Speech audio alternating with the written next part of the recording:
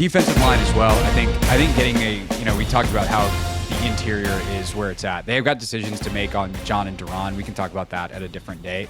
We're kind of just talking about what they need to bring in. I do think getting a really high level edge player would be really enormous for this team. I don't know that there's one necessarily out there that they're going to be able to snag. But man, if they could figure that out, trade, whatever, like that is a position where if you just have a guy who you can rely upon to get pressure in the big situations, that is such a game changer for a defense. I think you see it around the league.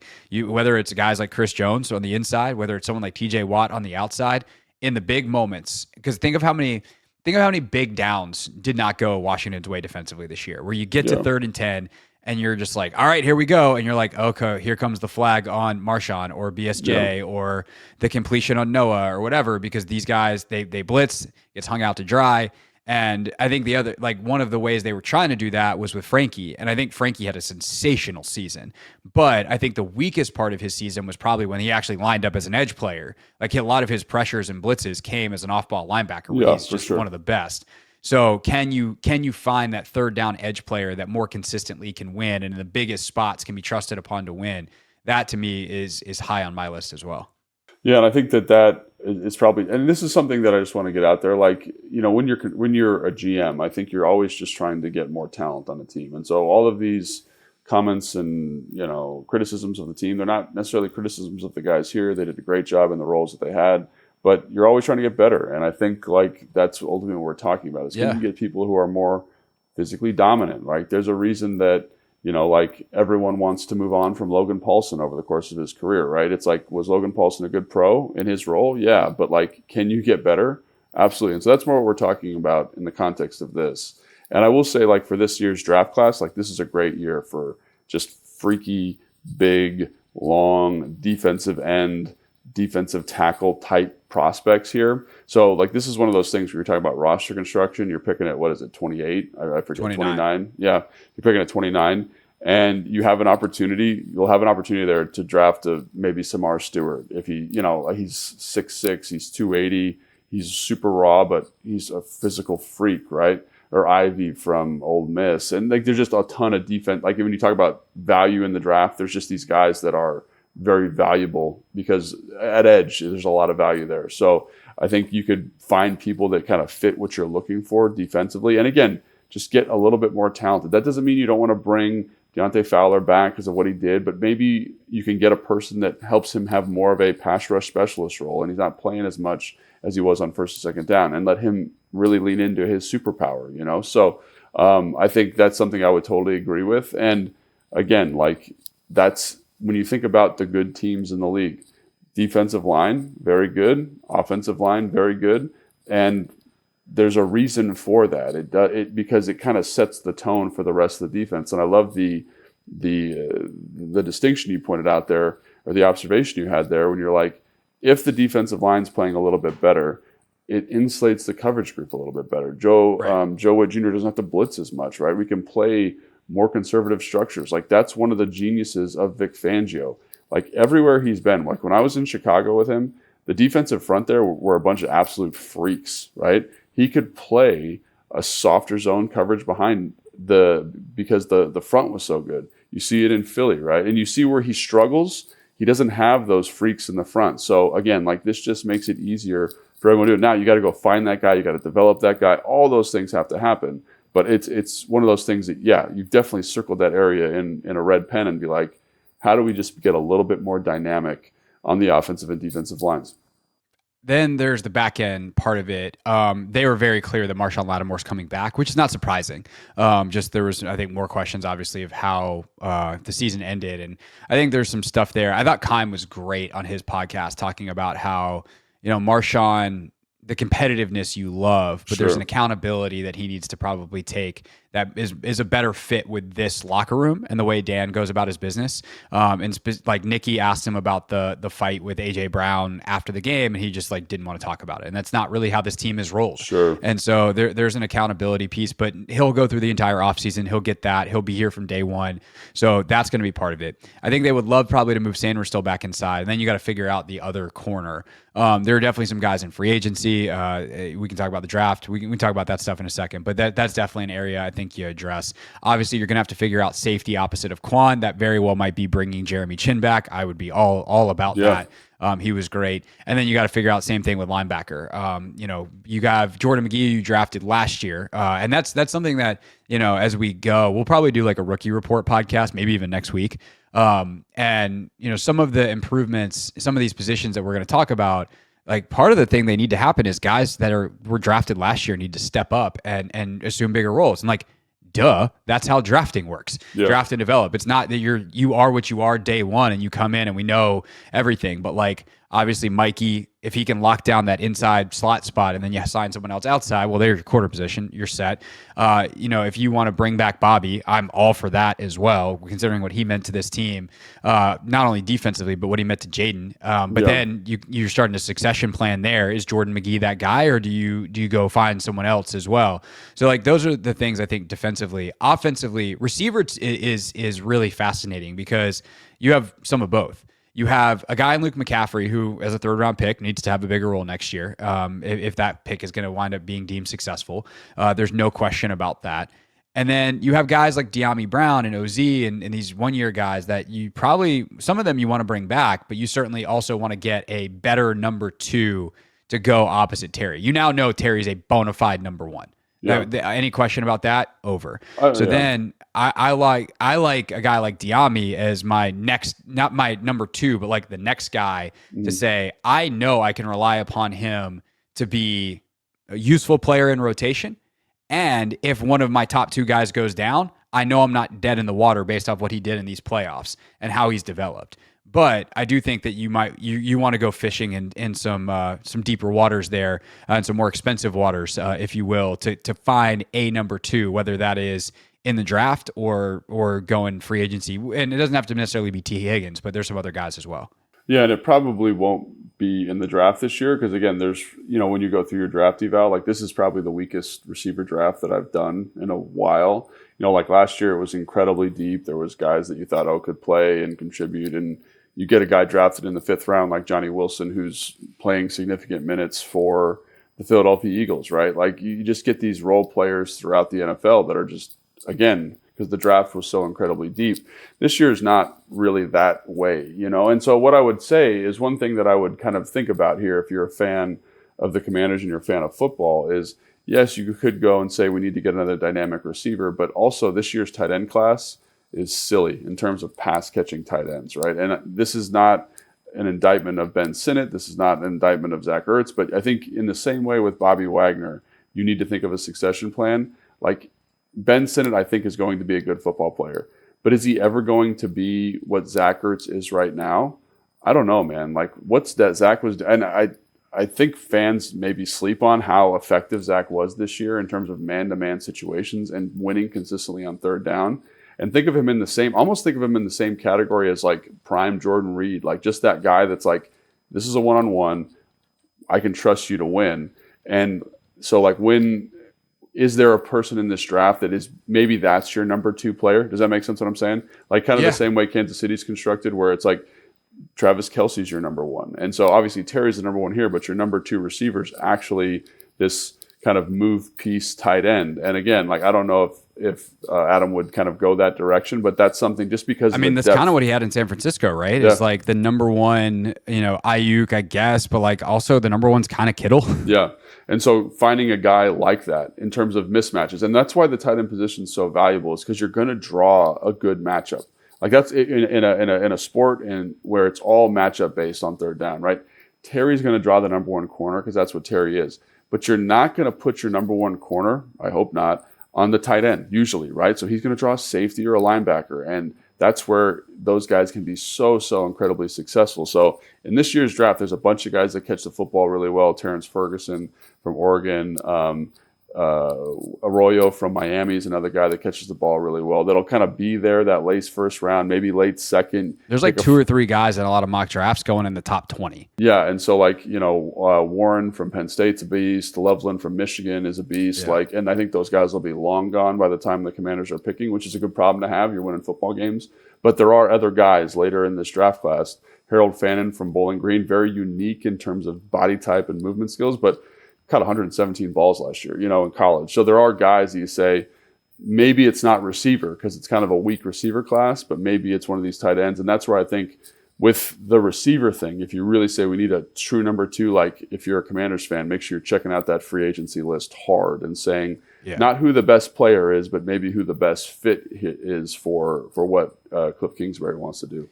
Yeah, no doubt. I mean, and by the way, receivers, you got T. Higgins, who's going to probably reset the market, period, because he's going to be a true free agent and be out there to get paid.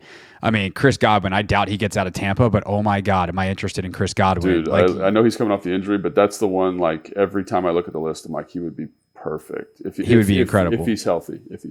Amari Cooper's older, but he's on the list. There's quite a number of guys, obviously. I'm not really interested in Stephon Diggs, but he's available. But there are some guys out there. Darius Slayton, I think, is a really interesting sleeper from New York because he's got real speed. And that's something that I think showed with Diami this year, the power of true team speed in this offense. So that's something to watch as well. And obviously, as we said, the thing that kind of needs to happen, no matter what, no matter how you attack the acquisitions, is Luke needs to take a step next year. Yeah. And Ben needs to take a step. They all need to take a step forward. Yeah.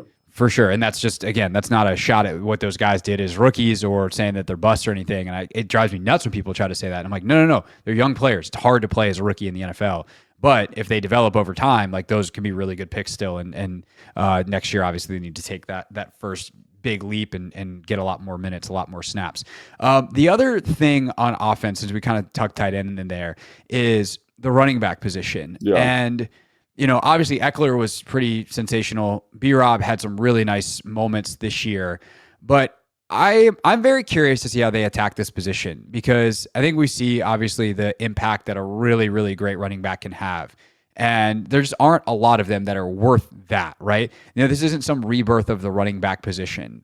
It's just, I think, a recalibration of the market of if Saquon's worth paying, Derrick Henry's worth paying, the Christian McCaffrey's worth paying because those guys can be the engines of an offense.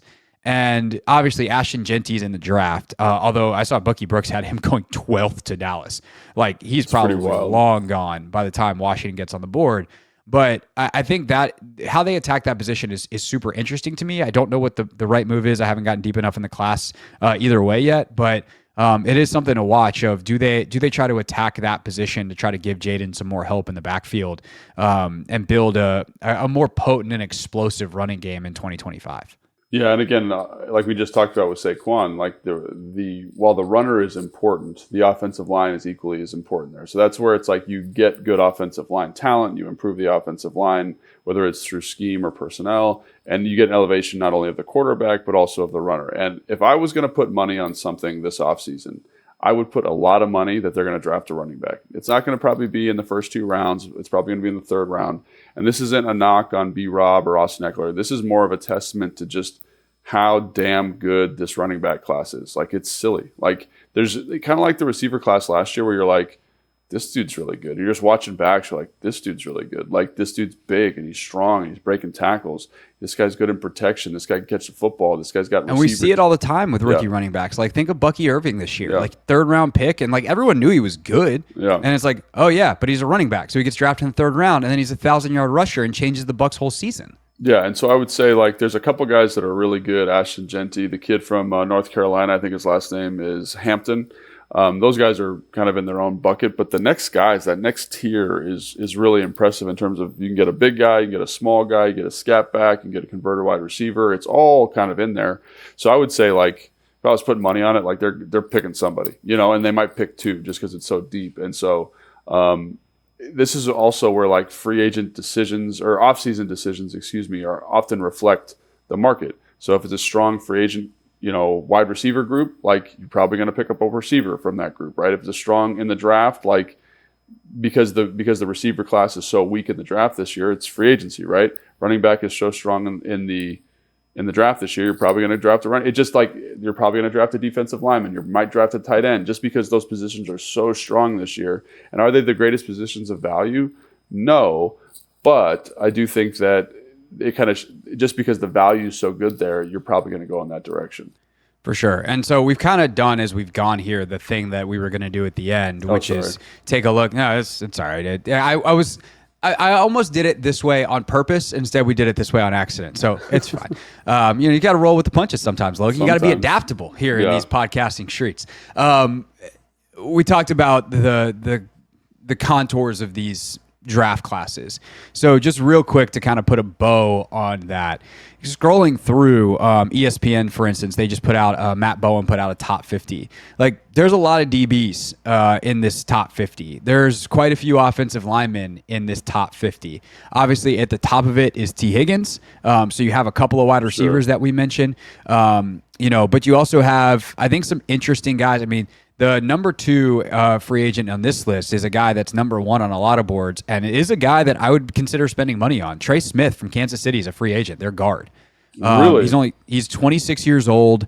Like he had a heck of a season. I think like Ryan Poles, who was in Kansas City when they drafted him, like Chicago's a team to watch out for here, but like there are some good younger players that are out there at positions that are interesting. DJ Reed, corner, who's 28 from the Jets. Like, he's interesting.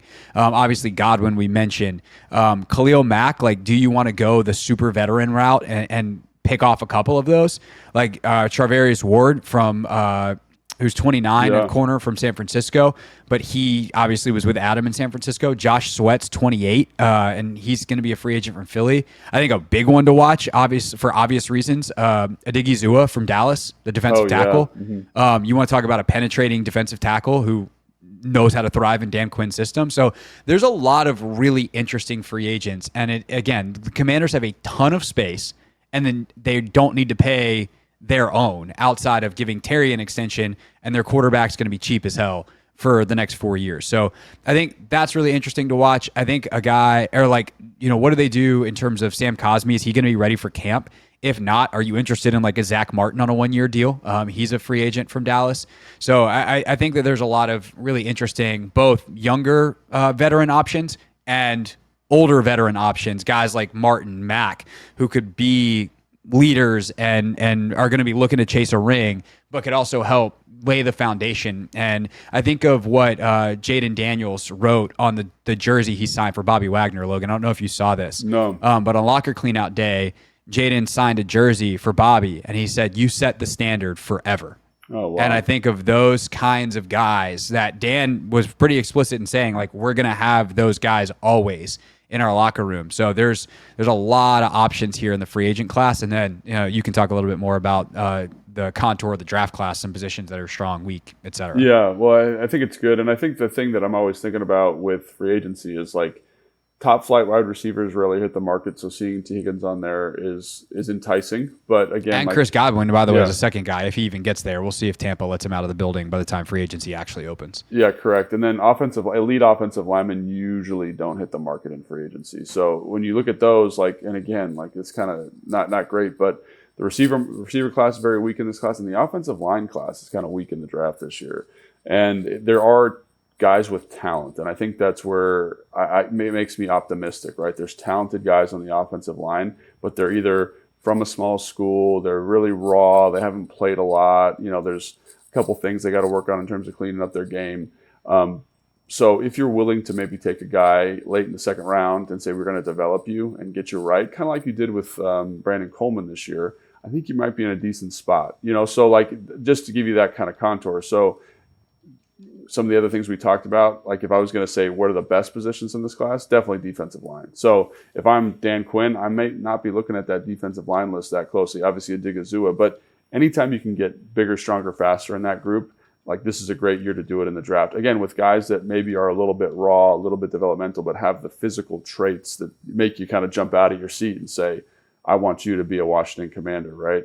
You mentioned tight ends, like that's one that I think is so interesting because the tight end group is so talented from a pass catching standpoint, but you just drafted Ben Sinnott, right? So like, do you say, hey, we're going to ride with Ben see if he develops. It just seems like such a big jump for him to be Zach Ertz in 2 years. And we've seen crazier things, but that's one where I'm like, maybe. And then running back, like we just talked about, is interesting. And then DB. I think DB is a fun one this year. There are some guys that are really talented. And so when you talk about getting a little bit more depth, maybe a starting caliber player on the perimeter, moving Mike inside, there are some guys here that I think are kind of, again, like there's a DB from Florida State. I'm still learning how to say his name. It's like Araya. It's like got like a Y and an apostrophe H at the end. Dane Brugler. I know the beast doesn't come out for like 2 months, but can we at least get the pronunciation guide? We got to get that one going. So, but he's a man corner from Florida State who's big, he's long, kind of fits what Dan wants to do. He led the team in tackles last year. He was second team in tackles. We'll talk about like the way the Commanders get down on the perimeter. Like he seems like an interesting guy. I don't know if he's a first round pick or early second round pick, but a guy that would make your football team significantly better. So there are pieces there. It just, again, like this is so hard to do because I think we're still getting a feel, you and I both, for like with Ron, it was very clear, like the way Ron spoke about stuff, you can kind of get a direction for what he was thinking for the offseason. Adam, to his credit, is a little bit more, I don't know if guarded's the word. He's just like, he's not going to share information. He doesn't say anything at the podium, man. It's brutal for us, but also like I get it. And what am I going to do? Complain about it that he's doing a good job?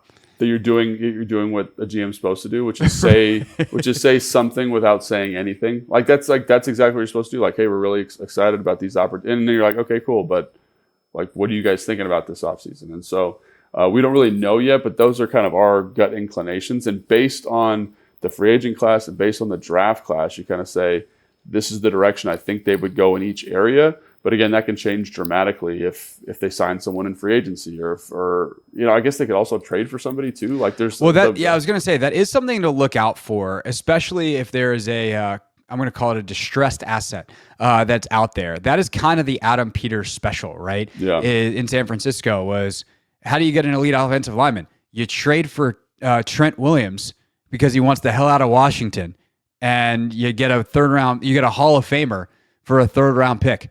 So like that kind of stuff is, I think, worth watching. And what about the Tyreek Hill thing that he kind of wants out of Miami? And again, like that's there. I'm out specifically on Tyreek, but like that's the kind of thing. That's kind of what I'm saying. Like you look for, like Andrew Berry is saying that Myles Garrett's not going anywhere in Cleveland. If Myles Garrett wants out of Cleveland, Myles Garrett's going to get out of Cleveland. And like I would give up 29. I would give up my first round pick for Myles Garrett and wouldn't think twice about it. Oh, so are you kidding? Yeah, they're not going to let him get out of there. It's probably going to take that and next year's. Yeah. So like Myles Garrett's going to be hard to get, but I would give up a lot for Myles Garrett because he's Myles freaking Garrett. But like those are the kinds of players that if you can figure out how to get that quote unquote distressed asset in a trade, it's definitely worth it, and I think it's probably more worth it in considering you're picking at the end of the rounds. Sure. It's also worth remembering too, as we were talking about like the running back stuff in that kind of third round area. Washington does not have its own third rounder; it has Miami's, courtesy of the Jahan Dotson trade. So they'll pick earlier in that round, but they gave up their own third in the Marshawn trade.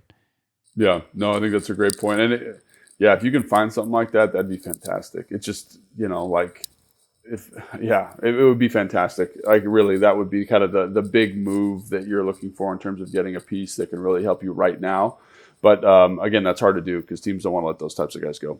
No, for sure. And there are less and less. I was going to try to be nicer, but I can't think of a better word. There are less and less dumb front offices in the NFL. You got a lot of smart people in a lot of places. And there's certainly some GMs that still you're like, how do you operate? And you can rip them off, but that it is fewer and farther between as folks like Adam Peters, who are super duper smart, are infiltrating front offices around the NFL.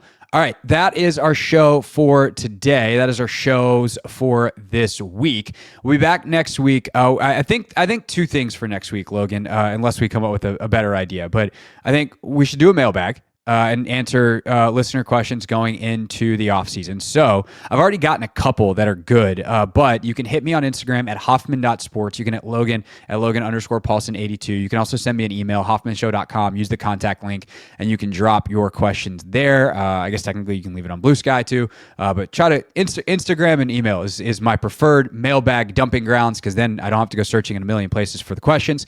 So let us know what you want to know going into the offseason. And then I think a rookie report, looking back on the first Adam Peters draft class, how it performed. I wonder if Jaden Daniels is going to get a passing grade. You think once we review that in a little more depth that he come on, don't spoil it. Yeah. Hang out for that next week, boys and girls. Hold on to your seats. So we'll do that next week. In the meantime, Logan, enjoy the rest of your time in Mobile. Thank you. We'll review some of that on the show as well. Maybe we'll start before we get to the mailbag questions with a little Mobile recap on Monday or Tuesday, whenever we do the show next week. I don't know. What's a day anymore? That's Logan. I'm Craig. I don't know what day it is, but I do know this podcast is over. Thanks for watching this clip of Take Command, which has a brand new home. That's right. You can watch on YouTube at the Team 980. You can also listen to full episodes in the free Odyssey app, which is now enabled with Apple CarPlay. So we'll just, follow you around.